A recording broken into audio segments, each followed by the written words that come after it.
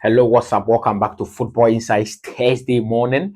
Good morning, good afternoon, good evening from wherever you are watching from. This is Football Insights. My name is Kobo. This video is about the Super Cup, the UEFA Super Cup review, a game between Real Madrid and then Atalanta Bergamo, 2-0 against Atalanta Bergamo. Real Madrid, the champions of the UEFA Super Cup 2024. So they are the champions of Europe, or the super champions of Europe as we speak now. And then a couple of news, some 3 news items that I would love to also talk about in this particular video. This is Football Insights. My name is Kobo. Click on the subscribe button. Let's get straight into the video. So quickly, let's start with the news first before we come to the review of the game, because the review of the game is going to be quick because of the news. We are still in the transfer window, so we will analyze the game that went on yesterday and also give you some couple of news of what is happening in the transfer market, Barcelona, and then a coach. We'll talk about him. So let's start from the coach, Mauricio Pochettino. Mauricio Pochettino is the new US coach, or the US men's team coach. So Mauricio Pochettino will be coaching the US team, the US national team, Pulisic, and then the likes, Ty Adams, Robinson, and then the likes, Renson, and then the other guys, Timothy Weah, Florian Balogun. So he has like equally very, very, very good group, a very, very, very good group that when he, he performs, when he brings out the best out of him, he can, cook in with this particular US team. Probably they will not win the World Cup, they will not win any big trophy, but the CONCACAF, they can win it. So Mauricio Pochettino will be leading the US national team, the men's national team, to the 2026 World Cup. Let's see what happens. But Mauricio Pochettino is now the coach of the US men's national team. I think it is a decent job, because if you are the national team coach for the US, the United States of America, that is a decent job. Very good weather, very good money. The prestige is also there. So of course, Mauricio Pochettino, I wish him good luck. I wish that he can do better, or he can do well with this particular crop of players in the US national team. Let's talk about Frankie de Jong. Frankie de Jong, the injury situation of Frankie de Jong. Frankie de Jong is the highest paid player in Europe. He is the highest paid player in Europe. He takes 37 million euros per year, excluding sponsorship deals. So he is the highest paid player in Europe as we speak now. That is Frankie de Jong. He is the highest paid player in the La Liga, the highest paid player in Barcelona. And then when you hear highest paid player, don't be quick to say, oh, why is he earning that much? No.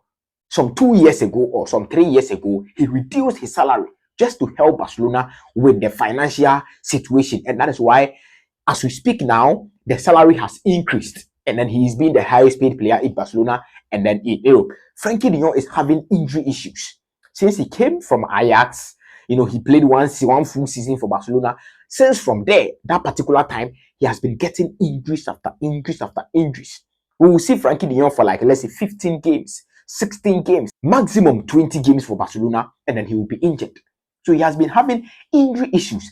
The news coming out is that as of now, no one in Barcelona knows the injury situation of Frankie de Jong and when he will be returning to the full group, or when he will be returning to full team training.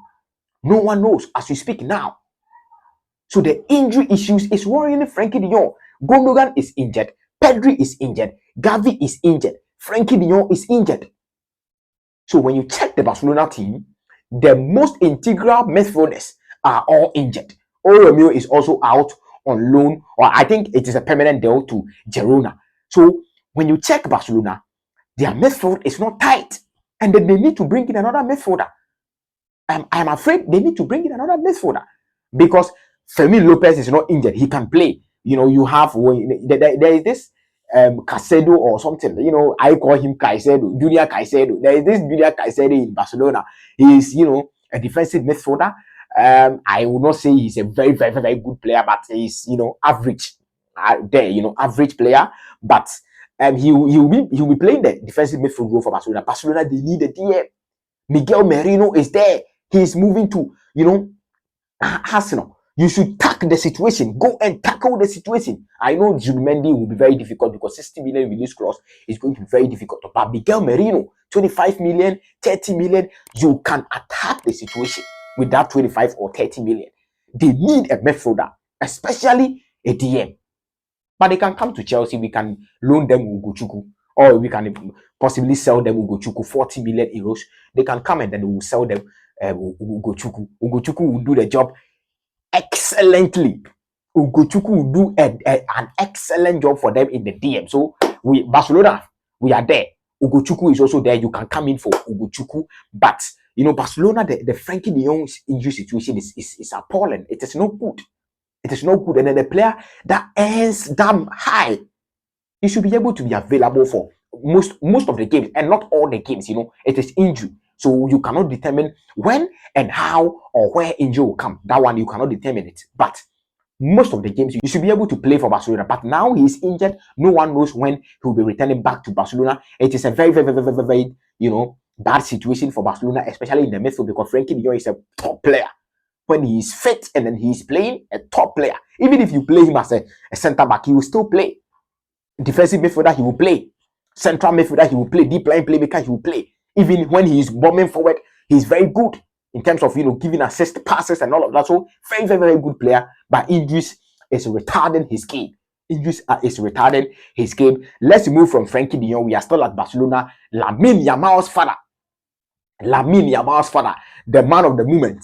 This man is everywhere in the Euros. Everywhere. This man is basically everywhere. Yesterday, breaking news came that he was stabbed by some couple of guys in Spain. The news coming out is that 3 people has been arrested. The 4th one is yet to be arrested. So if you look at the situation, 4 people, you know, connived and then stabbed him, and then he was having an argument with them. This man, they have to advise this man. They have to really, really advise this man. The way his son is speaking, if he doesn't take care of himself and then his son, it is going to affect his son. And that is the truth.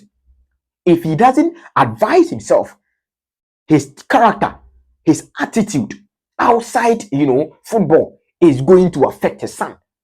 His son is a very good player. So if you as a father, you remain calm and you, of course, you manage the child very well, you manage the boy very well, you are going to get the best out of the boy.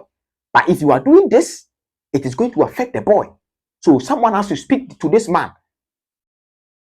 You know, it is rather fortunate that he is out of danger and then he's, you know, responding to treatment. He was stabbed 2 times yesterday. And then, you know, you are a superstar's father. You know, your son is a superstar. So it is not everywhere that they will see you. You should not be seen everywhere. You should be scarce, like cocaine or money or gold. Because your son is a superstar. They can even kidnap you. If you are at South America, they can even kidnap you. So he should advise himself. Your son is a superstar. He has money. So you are a threat. So, that is what I have to say about the Lamine Yamal's father's situation. Let's quickly move to the game that went on yesterday. Real Madrid versus Atalanta, 2-0 against Atalanta. Mbappe scoring, and then Federico Valverde scored in the 59th minute. Mbappe also scored in the 68th minute. First goal was assisted by Vinicius Jr. Second goal was assisted by Jude Bellingham. So Vinicius Jr. assist, Jude Bellingham assist, Kylian Mbappe goal. Rodrigo was the one who was not involved in the goal process. I mean, goal and assist, but he was very, very, very, very crucial in the second goal. These guys are cooking. Vinicius Jr., Rodrigo, Jude Bellingham, and then Mbappe. The 4, you know, attack. This is illegal, bro. This is illegal.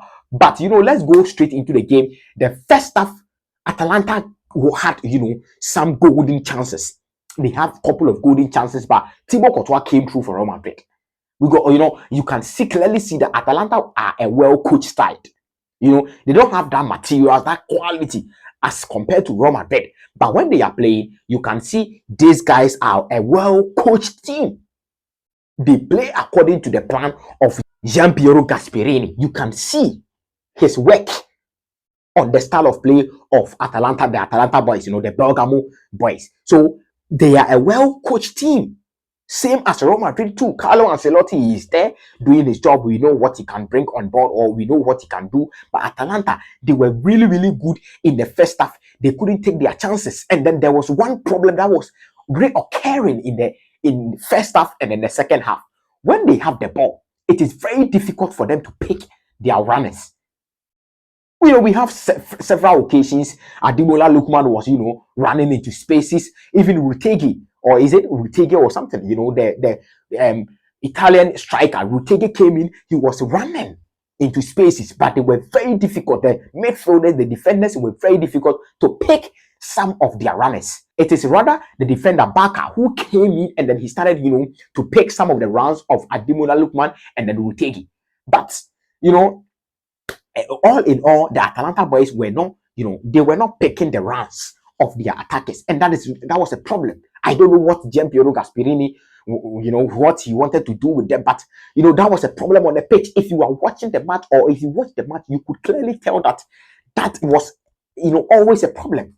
And then I don't know whether it was they were afraid or something like that. They were afraid to, take the game to Roma Madrid.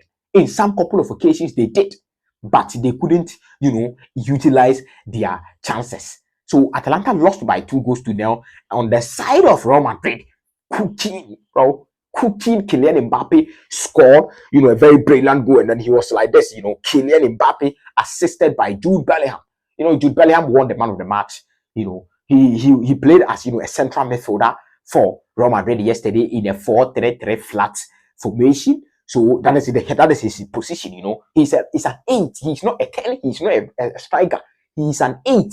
When you play him as an 8, that is where you are going to get the best out of Jude Bellingham. He won the man of the match yesterday, assisted yesterday, Ballon d'Or contender. In my opinion, he should win the Ballon d'Or. In my opinion, because he has been the best player in Real Madrid last season, coming into this season.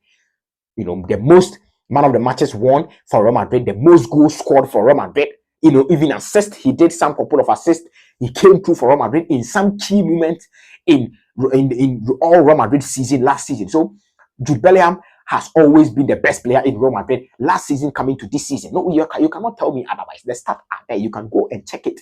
Very, very, very good for England in the Euros too. Final in the Euros. So Jude Bellingham, in my opinion, deserves the Ballon d'Or. He has to win the Ballon d'Or. But we'll see what happens with the Ballon d'Or. But Kylian Mbappe scored his first goal in the 68 minutes, assisted by Jude Bellingham. Kylian Mbappe, the Mbappe Lutin. Kylian Mbappe, he has arrived. He has arrived, and that was a top goal by Kylian Mbappe. You could spot his runs.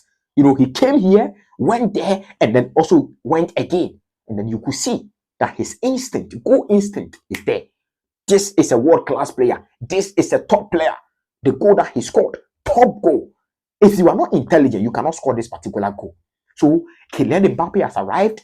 Let's see what happens. It is over for most of the La Liga teams, because if you have Rodrigo, Kylian Mbappe, Vinicius Junior, and Jude Bellingham, it is over. It is over. But Real Madrid, champions or super champions of the UEFA Super Cup 2024 at Warsaw, Poland. The stadium was also top. What a stadium! What a stadium! Warsaw, top stadium by Poland. So they have done well. I think all in all, I think it was a very good game, especially in the second half. Very good game. Vinicius Junior, very, very, very good performance by Vinicius Junior. I saw Ballon d'Or trending, and then I saw Vinicius Junior. A lot of people, championing for Vinicius Junior to win the Ballon d'Or. Of course, he also equally deserves it. If he will not be first, he will be second. So let's see what happens. But this has been your update, the review of the UEFA Super Cup, where Real Madrid won by 2-0, and then some couple of news. Mauricio Pochettino, the new coach for the US men's national team, Frankie de Jong's injury situation, and then Lamine Yamal's father getting stuck. Click on the subscribe button, press the notification bell. This is Football Insight. I will see you in the next video. Take care of yourselves.